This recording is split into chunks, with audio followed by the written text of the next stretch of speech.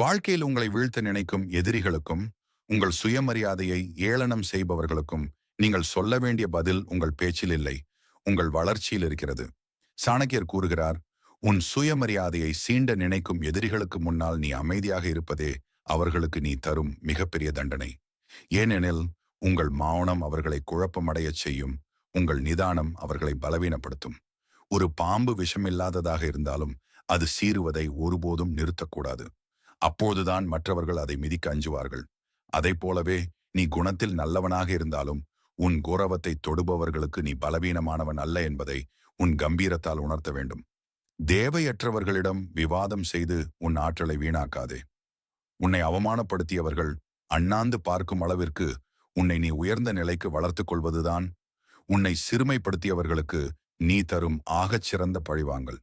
பயம் உன்னை நெருங்கும் முன்பே அதை தாக்கி அழித்துவிடு. தோல்விகளைக் கண்டு அஞ்சாமல், எதற்கும் தலைகுனியாமல், உன் உழைப்பின் மீது அசைக்க முடியாத நம்பிக்கை வைத்து நிமிர்ந்து வாழ்வதே உண்மையான சாணக்கிய நீதி. நினைவில் கொள், சிங்கம் பின்வாங்குவது பயத்தினால் அல்ல, அது பாய்ந்து வேட்டையாடுவதற்கான தயாரிப்பு. நீயும் உன் இலக்கை நோக்கி பாய்ந்து உன் வெற்றியை சரித்திரமாக்கு. இந்த வீடியோவில் சொன்ன கருத்துக்களில் எது உங்களுக்கு ரொம்ப பிடிச்சிருந்தது? அல்லது உங்க வாழ்க்கையில யாராவது உங்களை அவமானப்படுத்தினப்போ நீங்க எப்படி சாதிச்சு காட்டினீங்க? உங்களோட அந்த வெற்றி கதையை கீழே கமெண்ட்ல சொல்லுங்க.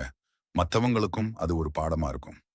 இந்த தத்துவங்கள் உங்களை மெய்சில் இருக்க வைத்திருந்தால் மறக்காமல் நம்ம சேனலை சப்ஸ்கிரைப் செய்து நம்ம குடும்பத்தில் ஒருவராக இணைந்து கொள்ளுங்கள். உங்கள் ஒவ்வொரு ஆதரவும் எனக்கு ஒரு பெரிய உத்வேகம். நன்றி.